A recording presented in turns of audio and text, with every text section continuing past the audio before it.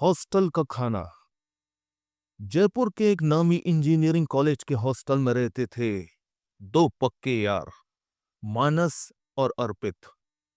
दोनों 16 साल के थे और हॉस्टल के खाने से उनकी जान पर बनी रहती थी।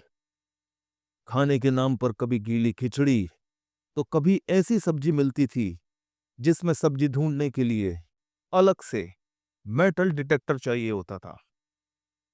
एक दिन जब मेस में स्पेशल खाने की घोषणा हुई तो दोनों बड़े उत्साह से लाइन में लगे। लेकिन जब प्लेट में पनीर की सब्जी आई तो पनीर ऐसे दिख रहा था जैसे वो पिछले जन्म का कोई स्मारक हो।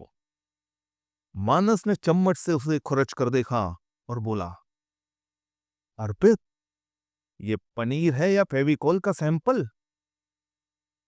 अर्पित ने दाल का स्वाद लिया और तुरंत चेहरा बिगाड़ते हुए कहा, ये दाल है या हॉस्टल की पाइपलाइन का पानी?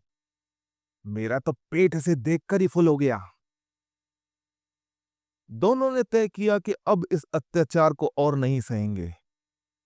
अर्पित ने कहा, भाई, चल कुछ बड़ा करते हैं, मेस से बाहर खाने का इंतजाम करना होगा। तब मानस ने एक प्लान बनाया। उसी रात दोनों ने अपने रूम में इलेक्ट्रिक केटल निकाल ली और मैगी पकाने की तैयारी शुरू कर दी। मसाला डालते हुए मानस ने कहा, आज से हॉस्टल का मेस छोड़, अपने चीफ शेफ मानस का खाना खाओ। मैगी की खुशबू जैसे ही कमरे में फैली, बाकी रूममेट्स भी खिड़की से झांकने लगे। सबने कहा, भाई, हमें भी दो, मेस का खाना अब बर्दाश्त नहीं होता। अब तो पूरी गैंग मानस और अर्पित के रूम में रोज रात को इकट्ठा होने लगी। सबके पास अपनी अपनी केटल थी और अलग अलग चीजें पकती थीं। कभी मैगी, कभी चाय, कभी कभी आलू भी। लेकिन एक दिन वार्डन अचानक चेकिंग पर आ गए। रूम में केतली से उठती खुशबू और मैगी की खाली पैकेट देखकर वार्डन बोले, क्या हो रहा है यहां?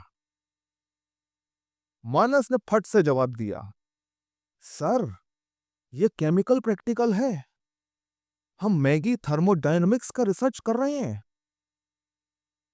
वार्डन ने घूरते हुए कहा, रिसर्च तो मैं करूंगा, तुम्हारे पेरेंट्स को कॉल करके।